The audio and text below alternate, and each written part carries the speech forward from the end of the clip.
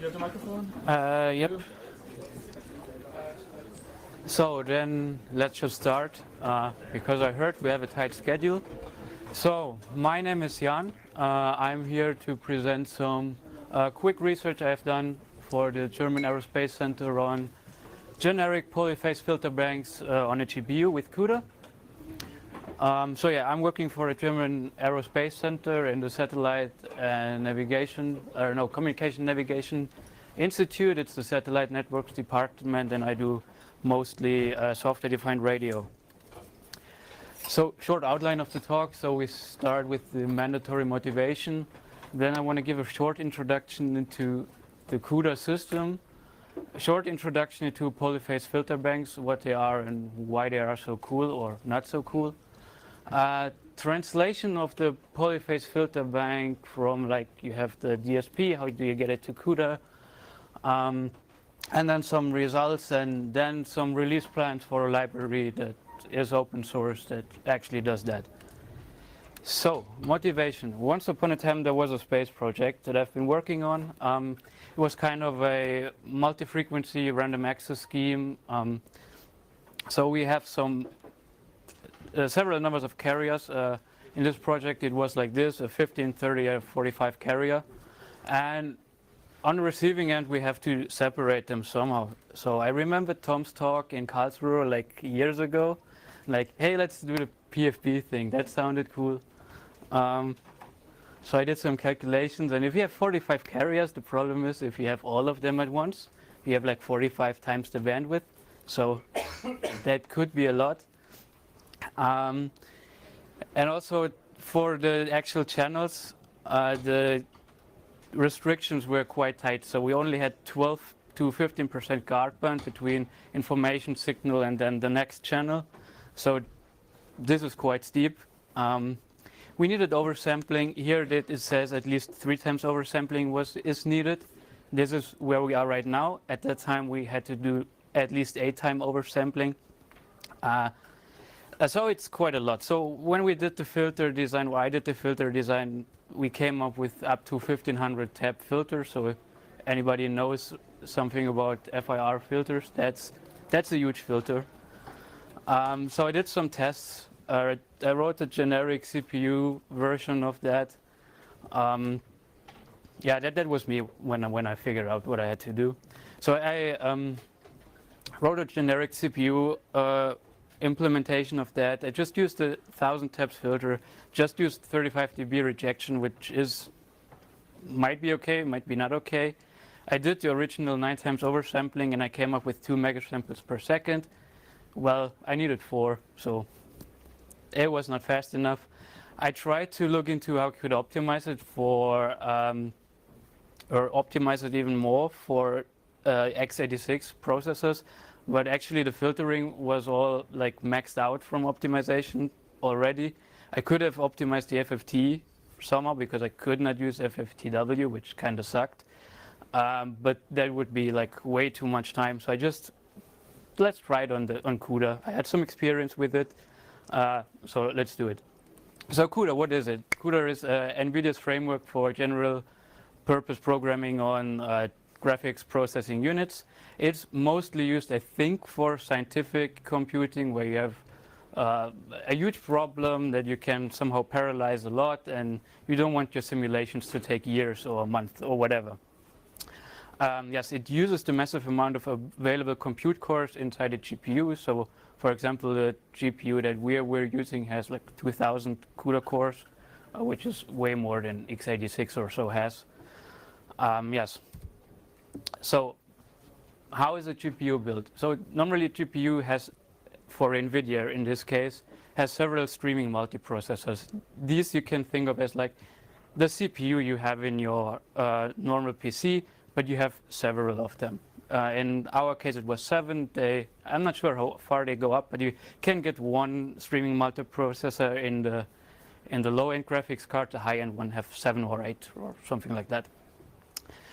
Each of these streaming multiprocessors has lots of cores, like your normal CPU on your PC. But instead of 4 cores, the CPU that we used had 192 cores, if I'm correct. So also a lot more than your normal x86 CPU. The instruction that they use, or the structure, is a single instruction multiple threads structure. So basically what they do is they take one instruction, they broadcast it over several threads, and all the threads do the same instruction at the same times. Also, you have some different kind of memories on your GPU that are actually really important, that you know what they do and how they do it. You have the global memory, which is what they will sell you on the box. This is like, you get the new GTX 970 with 4 GB RAMs, which are actually just 3.5 GB. This is really slow. It's way faster than DDR3 or something like that, but it's for GPU, it's slow. Then you have the on-chip memory. This is tied to a specific streaming multiprocessor, so all the cores in the multiprocessor share all this memory, which is faster, way faster than the GDDR5 RAM. And then, of course, you have the registers, like any CPU structure, that are blazingly fast and way faster than anything else. So CUDA tries to use that architecture as best as possible. So first thing what it will do, it will build up a grid. And probably I'll just go to the next slide. So this is how CUDA structures the threads that it will run to match the graphics card architecture. So you have here this grid. This is what you have to define in your program. It can be up to 3-dimensional, it can be 2 or 1-dimensional, that's up to you. For visualization, I took the 2-dimensional case, so we have an X dimension and a Y dimension. Each position in this matrix, you could call it, consists of a thread block. A thread block is also just a compilation of threads that will run on one streaming multiprocessor. And inside each of these thread blocks, then you have the individual threads that execute the instruction that you want them to execute. So the way this works is that each of these blocks has a unique ID inside this grid. So you can access block 22 or access block whatever, 2-dimensional ID that you give them. And each thread inside the thread block also has a unique ID within the thread block. So if you know the ID of your thread block and the local ID of your thread inside the thread block, you can basically access a thread inside your program. What this thread scheduler now does and how he executes those threads is he will collect the thread blocks, assign them to one streaming multiprocessor, and then it will further group these threads inside into bundles of 32 threads, and they are called a warp. And these 32 threads are actually the threads that are going to be executed simultaneously, and you have to be a bit careful. We will come to that later, how you do calculations or anything inside those warps, because the interaction between them is kind of special. So yeah, that's that. You have some performance bottlenecks that you can run into very easily while doing your GPU, and then you put your program into the GPU and you think, well, it's not really fast. So these are some of the problems that you have. First one is global memory. It's not really fast, so you want to minimize the usage in any case. But even if you have to use it, and you have to use it at one point, you have to make sure that all your reads and all your writes from to the memory are coalesced. What does that mean is that consecutive threads access consecutive memory, because then what the architecture can do is it can load just one cache line for all the threads that need data, and then distribute the cache line to all the data inside the cache line to all the threads. This will be one load for several threads. If you cross the cache line, then of course it has to load 2 cache lines, which might be way more loads that you would actually need for your instruction or whatever, and then you just waste bandwidth. So be careful about that. Then, if you're using the shared memory, you have a similar problem. So shared memory can also be accessed in parallel if you access several banks in parallel. And how the graphics card will structure this memory is that consecutive 32-bit words are in a different bank. So if your threads or consecutive threads just access a 32-bit word, that is where the memory is consecutive, they can also load all the data in one go. If two threads access the same memory bank, then of course you have two loads and you're wasting memory bandwidth. Then branching is also a difficult topic because it's a single instruction multiple thread architecture. So you want your threads to, or the threads have to do one instruction that is the same on every thread inside a warp. So if you have a branch, it might be that one thread inside a warp has another instruction than the others. So these threads then would have to be executed in serial, because which instruction would you execute then? So yes, these are the three main performance killers that can come up when you do GPU programming. And if you're wondering why does my code not run as fast as I think it should, go to this list. So now, polyphase filter banks. What are they? So basically, polyphase filter banks are used, for example, if you want to reduce computational complexity within resampling filters in general. Whether you decimate or interpolate, it really doesn't matter, but they're used for that. Then what you can also do, if you have a scheme like we had in our project where you have separate channels, you can separate one channel with a polyphase filter bank, but you can also separate all channel at once in one go, which is the cool thing about these polyphase filter bank channelizers. What you can also do is you can take several separated information signals and then distribute all of them into a wider spectrum. This is what the synthesizer does, which we also have implemented, but in this talk I'm going to concentrate on the channelizer because there is already enough stuff to do. So what you would normally do if you would extract a channel that has 1/n of the total bandwidth of your of the signal that you recorded is, well, you could first mix your signal to baseband and then do a low pass FIR filter over it, because you have to do this to get rid of all the aliasing when you downsample. You can also switch this. You can first do like bandpass filtering and then do the down conversion. Of course, and then you can downsample the signal. The problem, as I said, with this is if you have a small channel compared to the overall bandwidth, your filters will get very steep and they will get very computational heavy. Polyphase filter bank somehow help in that respect.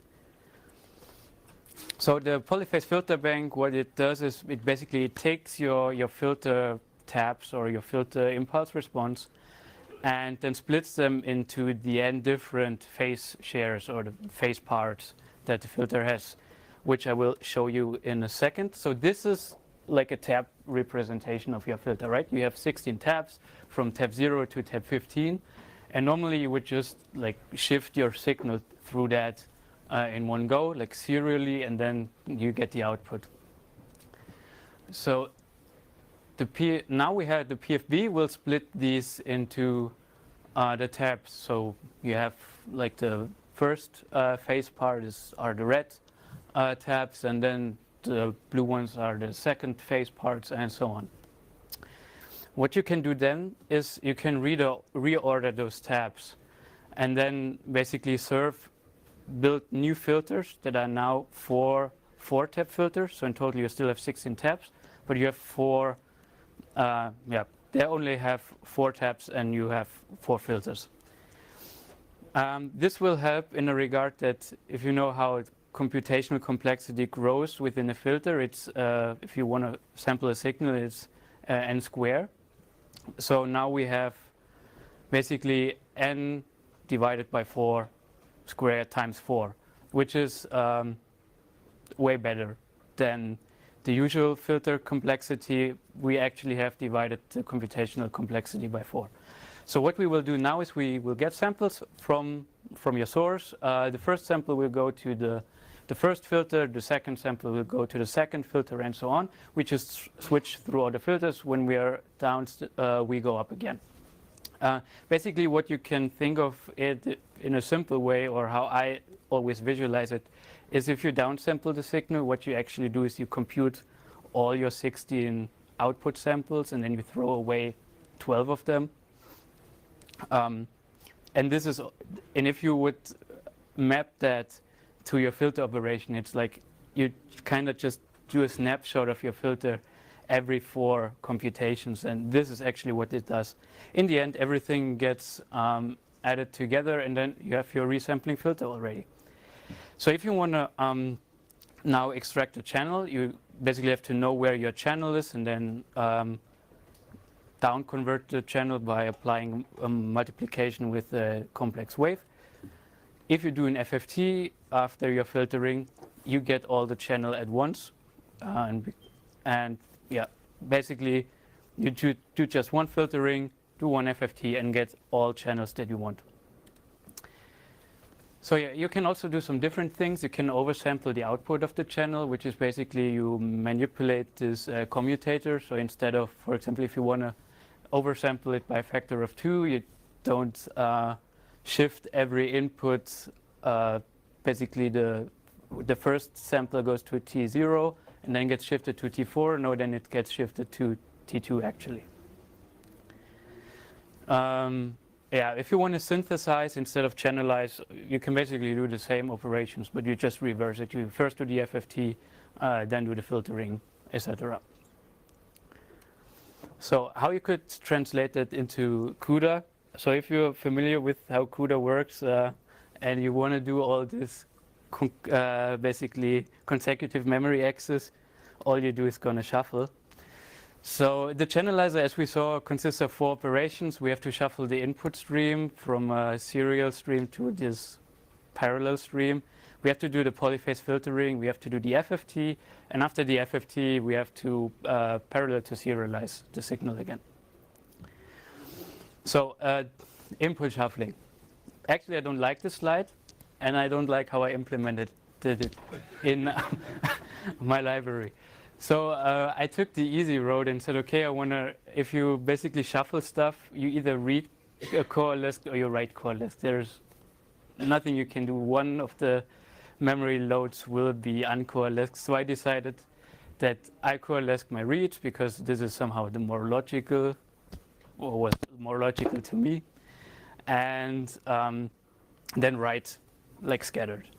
The problem with this is if you want to read then coalesced, you basically take your thread blocks and then you have an X dimension in your thread blocks. That is the number of your channels. And if you remember that the scheduler tries to bundle the 32 threads to a warp and then execute them, and it starts on the actually in the first dimension of the thread block. If you have less than 32 channels, you're not going to end up with a whole warp. So in my case, where I had 45 channels, it probably didn't make that much of a difference. But if you have less than that, 32 channels, it might make a difference. So I'm going to revisit that and see if it stays like that. So filter operation, yes, we have a basically 2-dimensional grid and 2-dimensional thread blocks. The first dimension in the block computes basically several input samples because we want to maximize out our GPU, and just calculating one sample output, we would still have a lot of threads idle. So yeah, these are compute several input samples at once, or process several input samples at once. The second dimension, the Y dimension, takes care of if I want to oversample the output. This is taken care of in that one. The first dimension of the grid basically represents how many channels I want to have, and the second dimension of the grid is just there if we don't have enough don't have enough threads already executing, then those will provide additional concurrency. Just one thing, I want to show you how that the code for that looks like. So the actual filtering is Wait. Yes. The actual filtering is just these lines. The rest is just shuffling. Sorry. This is shuffling. What the? So no marking. So this is shuffling of the memory, and all the rest is just finding out in which thread I'm actually. So yeah. This is basically all what you do inside your code in CUDA. You try to find out where the hell you are. So yeah, if you a couple of other things for the filter operations, we go to shared memory. We try to avoid bank conflicts, which is not that easy because we have actually complex samples which are 64 bits, so not the 32-bit words that we would need for the loads from shared memory. As far as the compiler output concerns, we don't have any registered or shared memory spills. That's always good. The FFT is just a QFFT, which is provided by CUDA. I mean, it's fast, it's convenient, so why not use it? The output shuffling is, because I was actually lazy, implemented on the host CPU for now. This might change as well. I don't expect much of a performance boost, maybe in a 1-digit percentage per area, but it would be nice to have everything on the GPU. For me at the time, it was plenty fast enough. So we have some results. So this is 32 channel separations with no oversampling. The prototype filter was a 437 tap filter, so rather small. And here we see we have benchmarked the GTX 970 against the trusty old GNU Radio Polyphase filter bank. And actually the Polyphase filter bank of GNU Radio is doing very good. This is for GPP really remarkable. What we see, we got to 160 megasamples with the CUDA implementation, which is roughly 4 times as fast as the CPU version. This is the actual filter that we use in the projects for the 45 channel case. So we have 3 times oversampling, 45 channels, 1501 taps. So we see this time we actually have 3 GPUs. There is also the GT720M, which is a laptop, a really low-level laptop, a GPU with just 1 streaming multiprocessor. And you see we still get above 100 megasamples with the CUDA implementation on the GTX 970. 720 GT is a bit worse, or far worse, with 14 megasamples, which would still be okay in our use case. And then the CPU version is actually not that much slower than the GTM 720. So Martin also said that I should tell you something about the release plans and open source strategies at DLR.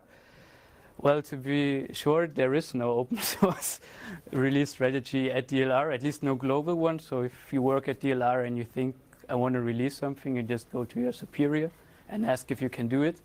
Then you have to go to whoever is supervising the project and ask if you can do it, and then just put it on GitHub or whatever. Maybe if it's like for the military, you have to ask for export control services. But in principle, it's your own personal choice. So it's still not released. We still have some bureaucratic hurdles inside DLR because we do not have a formal way to do it. It's also still dependent on some project code, and I want to get rid of these dependencies. But I can tell you the license. So we decided it will be LGPL3, and it will be on GitHub, probably in a group KNSAN, which is our department, Communication, Navigation, Satellite Networks. If you want some news on when it's released, probably it's the best to check my GitHub, because I don't think that there will be a German Aerospace Center news about that. So that's it. Thank you for listening to me. Do we have time for questions? Yeah. Yes. Question. Repeat the question. Yes? The longest fur filter that you can do in this. The longest fur filter. Half a second at 100 megahertz? Sorry, again? You do like half a second at 100 megahertz? I'm actually not sure what's the biggest. So the biggest that I tested was roughly 1700 taps, and it ran, I think, 80 mega samples per second. So, yeah. Maybe another part of the question is there a hardware limitation on the GPU? Yeah. To exercise the filters? That could be so. The limitation, I think for the filter not, because you go to this local memory where you can store these like constant stuff. So if this memory runs out, then you might be in performance trouble. But I have not come to that point yet. So I think there is plenty of space for even longer filters. Yes, Ben. So there's obviously been several efforts and examples and implementations of GPU offloading from within Google Radio. Yes. Which is something that we obviously want to get into the mainline as soon as possible. The major point of concern is always that the GPUs are super high bandwidth, but also high latency to get the data to them. Yeah. So based on the work that you've done, what is your opinion of how feasible it would be to basically drop a GPU block into the middle of the radio flow graph, and how would that impact the way your flow graph operates in terms of streaming performance? Streaming performance. Phew, that's a good question. Because there is also another problem with, at least with most of these DSP problems on a GPU, you have to buffer first a buttload of samples to get to this parallelism that you can actually exploit a GPU. So I would guess that the latency from buffering these samples would be higher than the latency from getting them to Wow. because also this 180 mega samples, okay, it's throughput, it's not latency. It's measured with the data copy from, say, a host to GPU. Okay. So. Sorry, can we have to stop here? We have to stop? Yeah. Okay, then. Sorry, but I'm be hanging around, I so. have an announcement. This is the most important thing you're going to hear all day.